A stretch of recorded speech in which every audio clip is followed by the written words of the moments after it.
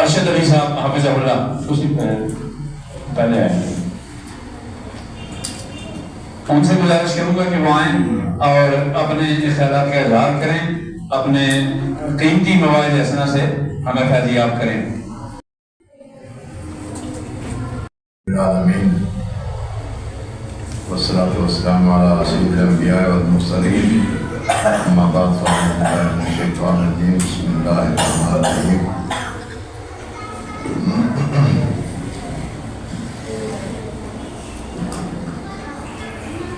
ایاک نعبد و ایاک نستعین۔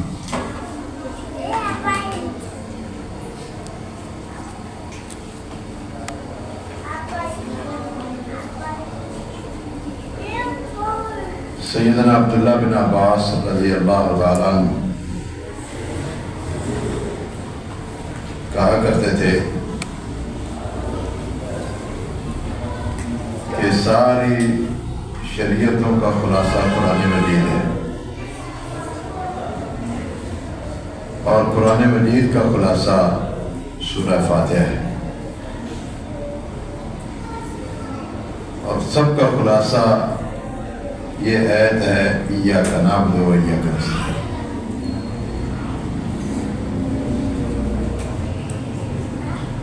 سمجھے کہ یہ تمام شریعتوں کا خلاصہ ہے یہ آیت۔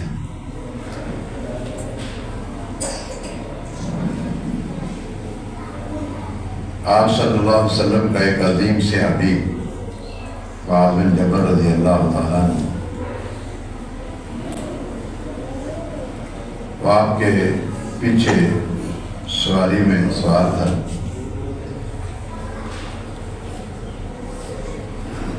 اس سے یہ بھی پتہ چلا کہ آپ صلی اللہ علیہ وسلم گدھے پر سواری کرتے تھے، اور معاذ بن جبل آپ کے پیچھے بیٹھے ہوئے تھے۔ اس کا مطلب ہے کہ ڈبل سواری جائز ہے۔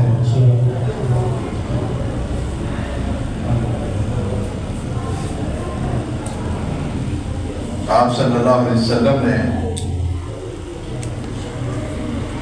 پوچھا معاذ بن جبل رضی اللہ تعالیٰ عنہ سے،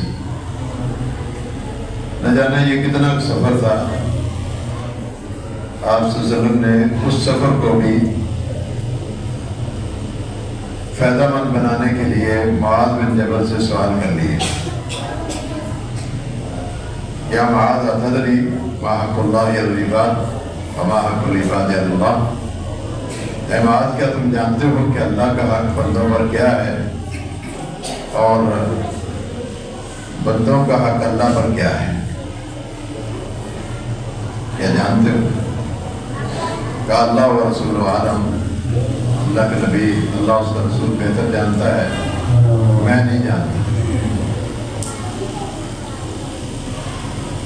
آپ صلی اللہ علیہ وسلم نے اس وقت معاذ بن جبل رضی اللہ عنہ کو کہا کہ حق اللہ علی العباد ان یعبدوہ ولا یشرک بہ شیئا۔ اللہ کا حق بندوں پر یہ ہے کہ بندے اس کی عبادت کریں اور اس کے ساتھ کسی کو شریک نہ کریں۔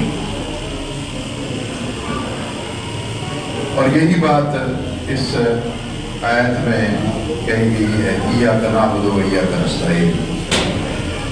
اللہ، ہم تیری ہی عبادت کریں گے اور تجھ ہی سے مدد طلب کریں گے۔ یہ عبادت کسے کہتے ہیں؟ عبادت کس کی کرنی چاہیے اور عبادت کیسے کرنی چاہیے؟ یہ تین سوال ہیں۔ عبادت کیا ہے، عبادت کس کی کرنی چاہیے، اور عبادت کیسے کرنی چاہیے۔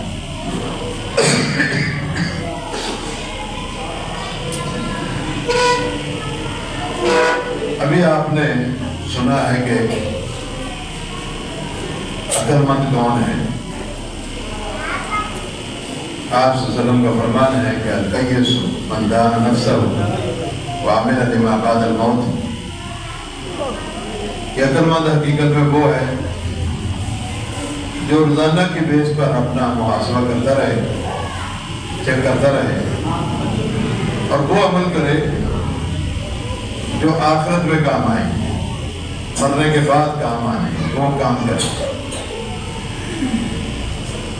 और कहीं अल्लाह ताला कहता है मन अराद आखिरा, जिस बंदे का आखिरत का इरादा होना कि मैंने आखिरत में अल्लाह ताला से मिलना है, अल्लाह की लिका का उसका इरादा है, फरमाया कि वसालहा सायहा, फिर वो उसके लिए आखिरत वाली कोशिश भी करता है। वह मोमिन, वो बंदा मोमिन भी हो, ईमान भी हो और उसकी कोशिश भी आखिरत वाली हो। आखिरत वाली कोशिश वही हो सकती है जो इन तीनों सवालों में है। इबादत क्या है, किसकी करनी है और कैसे करनी है। फरमाया कि इस्मुन जामिउन लिकुल्लि मा युहिब्बुल्लाहु व यर्दा, हर वो चीज जो अल्लाह की पसंद हो,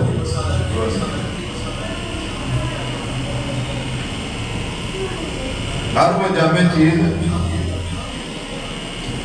जो अल्लाह की पसंद हो,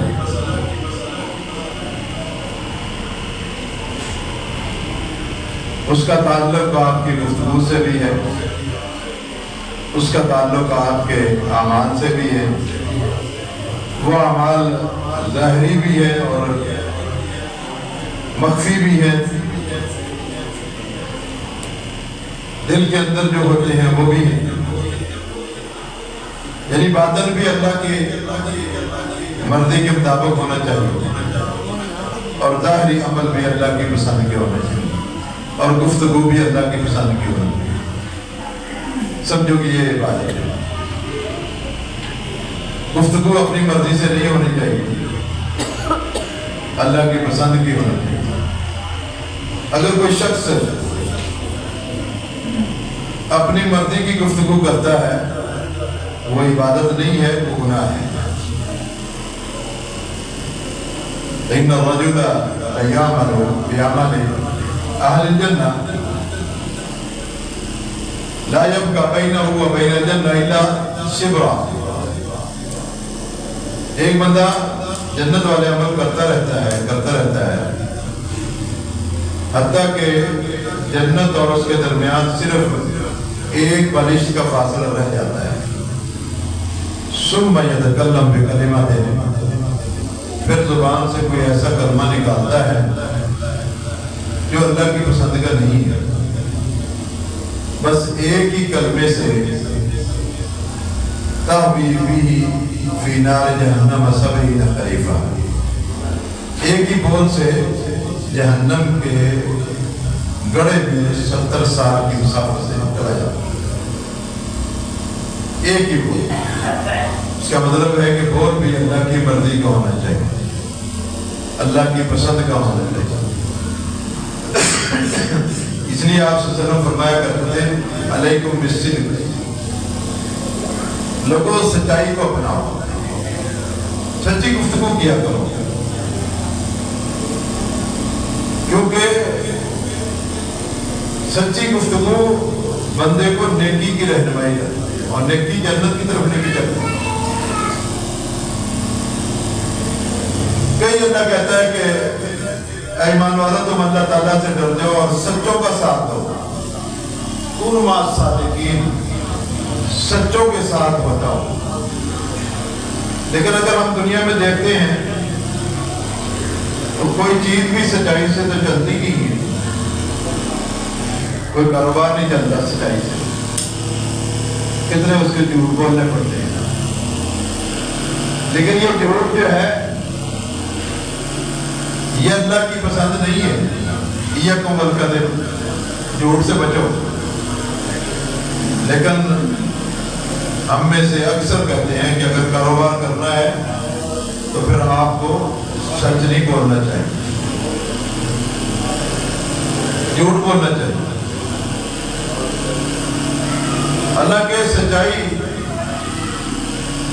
سچ بولنے سے کیا فوائد ہیں وہ ہم سب جانتے ہیں. یا ایھا الذین آمنوا اتقوا اللہ وقولوا قولا سدیدا. ایمان والو اللہ تعالیٰ سے ڈر جاؤ اور جب بھی بات کرو تو سیدھی اور سچی بات کرو. سیدھی اور سچی بات. وہ لین دین کا معاملہ ہو, وہ کسی سے کوئی چیز آپ نے خریدنی ہے تب ہو, ہر معاملے میں سچائی سے کام کرو. پھر اللہ کی گارنٹی ہے یسر لکم اعمالکم, اللہ تمہارے سارے کاروباروں کو درست کر دے سچ بولنے کی بدولت.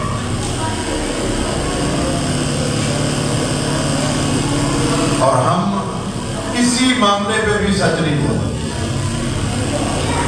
یہ عبادت ہے, یہ اللہ کی پسند کی گفتگو ہے. ہم سے پہلے سلف صالحین وہ سچ بولا کرتے تھے. ایک صحابی نے اپنے غلام کو بھیجا کہ جاؤ گھوڑا لے کے آؤ. وہ لے کے آ گیا, مالک کو بھی ساتھ نہیں کرتے. 200 درہم یہ مانگ رہا ہے.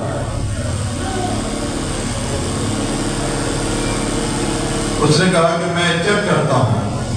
چیک کیا تو کہا یہ 200 کا نہیں, یہ تو 300 کا ہے. کہا اور چیک کرتا ہوں. اور چیک کیا, کہا یہ 300 کا نہیں, یہ تو 400 کا ہے. کرتے کرتے 600 700 ایک حدیث میں 900 بھی آتا ہے. 900 دینار اس کو درہم دیے. اس کا غلام کہنے لگا کہ آپ کیسے کاروبار کرو گے, وہ مالک راضی ہے 200 پہ, آپ اس کو زیادہ دے رہے ہیں. کہا میں نے جب اللہ کے نبی صلی اللہ علیہ وسلم کے ہاتھ پر بیعت کی تھی نا, اس وقت اللہ کے نبی سے میں نے یہ وعدہ دیا تھا اللہ کے نبی کو, اور اللہ کے نبی نے مجھ سے یہ وعدہ دیا تھا کہ میں ہر مسلمان کے ساتھ خیر خواہی کروں گا. اور یہ خیر خواہی اس کے ساتھ اس کو نہیں پتا یہ کتنا قیمتی گھوڑا ہے. وہ تو آنے پونے میں بیچ رہا ہے, راضی ہے, لیکن اس کو نہیں پتا جب میں نے اللہ کے نبی کے ہاتھ پر بیعت کی تھی کہ میں ہر مسلمان کا خیر خواہ ہوں گا, اس لیے اس کے ساتھ میں خیر خواہی کروں. وہ سچ بول رہے تھے. وہ ہے کہ یہ بول بھی یہ بھی اللہ کی پسند کے ہونے چاہیے. اور ظاہری عمل جیسے نماز آپ پڑھ رہے ہیں یہ بھی اللہ کی پسند کے ہونے چاہیے, باطن بھی اللہ کی پسند کا ہونا چاہیے. لیکن کیسے پتہ چلے گا اللہ اس کو تو پسند کرتا ہے, اس کو تو نہیں پسند کرتا؟ تو عرش عظیم پر ہے, ہم فرش پر ہیں, کیسے معلوم کریں کہ تو اس کو پسند کرتا ہے اس کو نہیں پسند کرتا؟ کیسے پتہ چلے گا؟ اللہ نے کہا جاؤ قرآن مجید کو اٹھا لو اور میرے پیارے پیغمبر صلی اللہ علیہ وسلم کے فرامین کو اٹھا لو, اس میں جو کچھ ہے وہ میری پسند ہے. اس میں جیسی گفتگو کرنے کا حکم دیا ہے ویسے کرو. اصل تو یہی ہے کہ بندہ من کان یؤمن باللہ والیوم الآخر فلیقل خیرا او لیصمت, کہ اگر اللہ کو مانتا ہے آخرت کو مانتا ہے اس کو خیر کا جملہ کہنا چاہیے یا پھر چپ رہنا چاہیے. چپ میں بھی خیر. من صمت فقد نجا, جو خاموش رہا وہ کامیاب ہو گیا. اس کا مطلب ہے کہ جہاں بولنا چاہیے وہاں بولنا چاہیے, جہاں خاموش رہنا چاہیے وہاں خاموش رہنا چاہیے. لیکن اگر وہاں خاموش رہے جہاں بولنا تھا تو پھر بھی تباہی, اور جہاں خاموش رہتا تھا وہاں بول پڑا پھر بھی آخرت برباد ہے. آپ صلی اللہ علیہ وسلم کو پتہ چلا, حضرت علی رضی اللہ عنہ نے کہا کہ والد محترم جو ہے وہ زندگی کے آخری لمحات گزار رہے ہیں, آپ کوشش کر لیں ان کو کرنا پڑا. حضرت علی رضی اللہ عنہ بھی لگے ہوئے ہیں اور آپ بھی آ گئے اور دیکھا کہ سرداران قریش کے ایک کمرے میں اندر سرداران قریش اس کے ارد گرد بیٹھے ہوئے ابو طالب. آپ صلی اللہ علیہ وسلم گئے تو دروازے میں کھڑے ہو کر آپ نے کہا قل یا امی لا الہ الا اللہ، اے میرے چچا لا الہ الا اللہ پڑھ، لا الہ۔ تھوڑی دیر کے بعد حضرت علی رضی اللہ تعالیٰ عنہ بھی کہہ رہے ہیں بار بار اللہ کے نبی آپ اور کوشش کر لیں، شاید یہ کلمہ پڑھ لیں۔ تھوڑا سا راستہ بنا تو آپ اس کی چارپائی کے قریب چلے گئے اور آپ نے کہا کہ دیکھیں یہ سرداران قریش بیٹھے ہوئے ہیں، بلند آواز سے نہ سناؤ کلمہ، میرے کان میں پڑھو چپکے سے، لیکن پڑھنا پڑے گا، بولنا پڑے گا۔ اب یہاں اگر کوئی انسان نہیں بولتا، خاموشی اختیار کرتا ہے، اس کے لیے بربادی۔ یہاں بولنا ضروری ہے۔ ابو طالب نے بول کر کلمہ نہیں پڑھا، یہاں بولنا چاہیے، وہاں بولنا چاہیے، اگر وہاں نہ بولا تو تباہی۔ خاموشی اختیار کی۔ اور دوسرے سرداران قریش بار بار کہہ رہے ہیں ترغب ملت عبد المطلب کے دین کو چھوڑ دو گے، بھتیجے کے دین کو اپناؤ گے؟ وہ اور موت کے وقت جو ہے اس کو تیش دلا رہے ہیں۔ آخر وہ کلمہ تو نہیں بولا جو بولنا چاہیے تھا، اس نے ایک اور جملہ بول دیا، کہا افتحت النار علی النار، میں جہنم کی آگ کو تو برداشت کر لوں گا لیکن یہ قوم کے تانے کو برداشت نہیں کر سکتا۔ اسی کو اس کی موت۔ جو چیز بولنی چاہیے تھی وہ نہیں بولی، خاموشی اختیار کر گویا کہ یہ ہلاکت اور بربادی۔ اور جہاں نہیں بولنا چاہیے وہاں بول پڑا، وہاں بھی تباہی ہے۔ غزوہ احد کے موقع پر آپ صلی اللہ علیہ وسلم، واقعہ لمبا ہے، آپ سب جانتے ہیں کہ درے پر صحابہ کو مقرر کیا تھا، کہا اس کو نہیں چھوڑنا، وہ چھوڑ دیا، نافرمانی کی اللہ کے نبی کی، بعد میں اللہ نے ان کو معاف کر دیا۔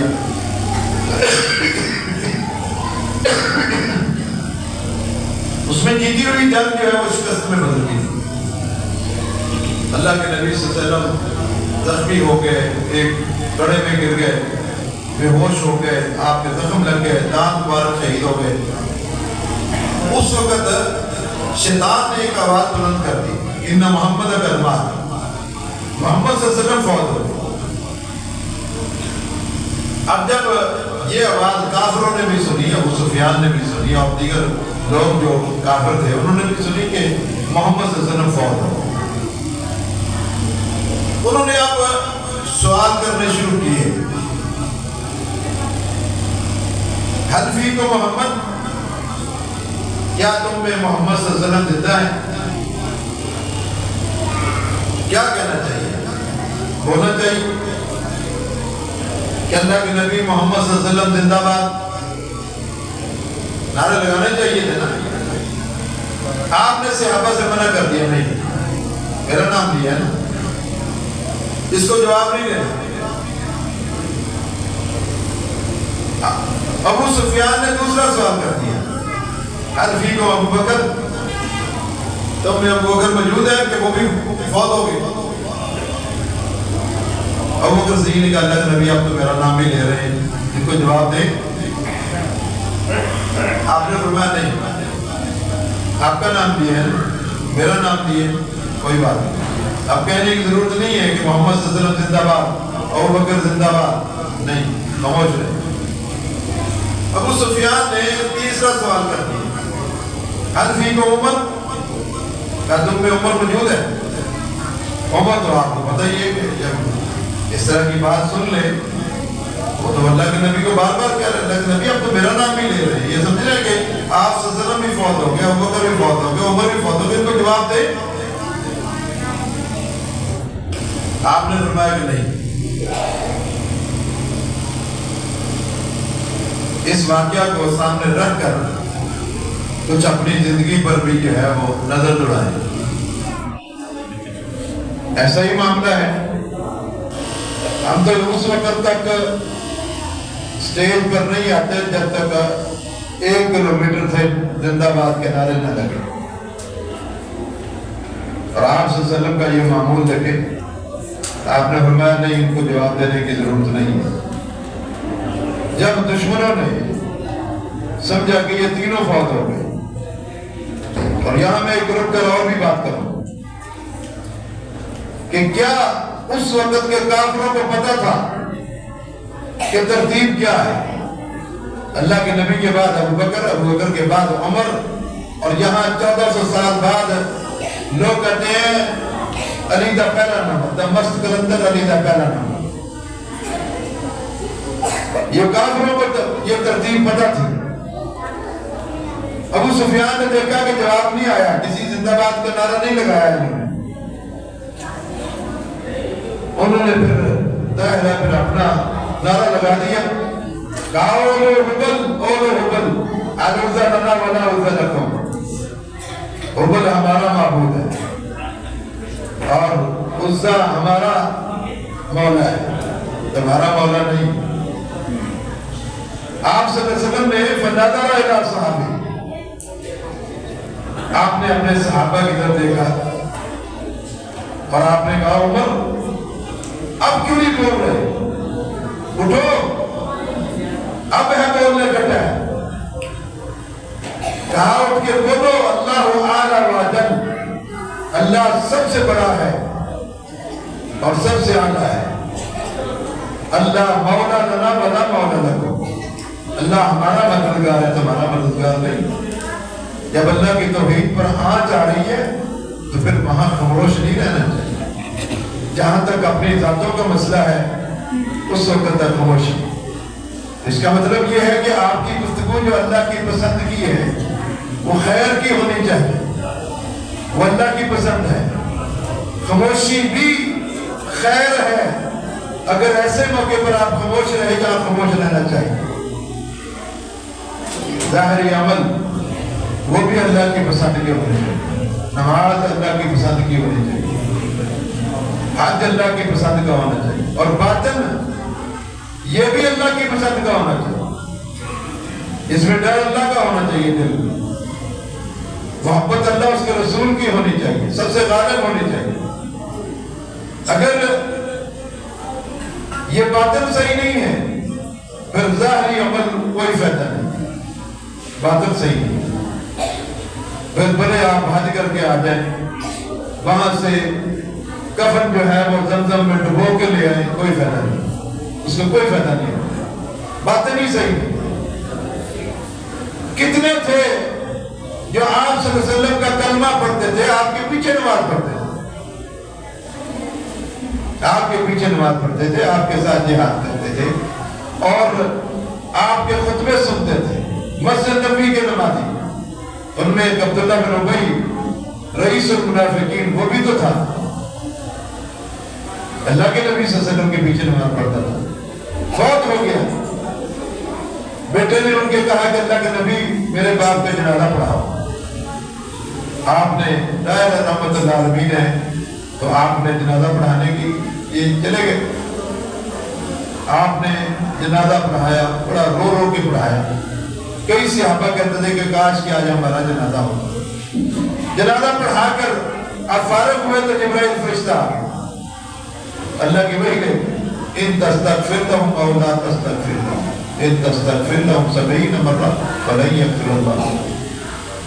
اے پیارے پیغمبر، آپ نے ایک بار جنازہ پڑھایا، آپ اگر 70 بار بھی پڑھاؤ گے ہم نے اس کو نہیں بخشا، اس کو نہیں بخشا. جتنا مرضی کفن جو ہے وہ آپ زمزم میں ڈبو کے لے آئے، اگر دل صاف نہیں ہے، وہ اندر سے صحیح نہیں تھا، باطن اس کا اللہ کی پسند کا نہیں تھا، پھر آپ کا جنازہ پڑھانا کوئی فائدہ نہیں، اس کا کوئی اس کی بخشش نہیں. آپ صحابہ لے گئے میت کو، قبرستان چلے گئے، آپ گھر کی طرف جا رہے ہیں. گھر میں پھر آپ کے دل میں خیال آیا کہ شاید آخری بار تھوڑی سی کوشش کر کے دیکھ لیں، اللہ اس کو بخش دے. آپ قبرستان کی طرف چلے گئے. اور صحابہ سے کہا رک جاؤ پھر اس کو دفن نہیں کرو. آپ پہنچے تو وہ قبر میں رکھ چکے تھے. آپ نے فرمایا نکالو اس کو. نکالا, آپ نے اپنا لعاب اس کے منہ میں ڈالا اور ڈال کر کہا اب اس کو, اور اپنا کرتا بھی پہنایا, کہا اس کو دفنا. آپ وہی قبر پہ کھڑے ہیں کہ ابھی دفنانے سے فارغ ہوں گے تو میں اس کے لیے دعا کروں گا. فوراً جبرائیل فرشتہ آ گیا اور آ کر وہی لے کر اللہ کے نبی سے کیا کہتا ہے, وَلَا تَقُمْ عَلَىٰ قَبْرِهِ. اللہ کے نبی یہاں کھڑے ہو کر کیا کر رہے ہیں؟ اس کی قبر پہ بھی مت کھڑے ہو, کیونکہ یہ دل صحیح نہیں تھا, اس کا باطن صحیح نہیں تھا. باطن بھی صحیح ہونا چاہیے. اس لیے کہ اللہ تعالیٰ ہمارا دیکھنا اور ہے, اللہ کا دیکھنا اور ہے. ہم تو دیکھتے ہیں دنیا کے مال و متاع کی طرف, ہم لوگوں کی شکلوں کو دیکھتے ہیں, ہم لوگوں کے جسموں کو دیکھتے ہیں, مال و متاع کو دیکھتے ہیں, درم و دینار کو دیکھتے ہیں. اللہ ان اللہ لا ينظر الى صورکم ولا الى اجسادکم ولا الى اموالکم ولا الى انسابکم. نہ تمہارے خاندان دیکھتے ہیں, نہ تمہارے مال دیکھتے ہیں, نہ تمہاری شکل و صورت دیکھتا ہے, نہ ولکن ينظر الى قلوبکم, تمہارے دلوں کو دیکھتا ہے.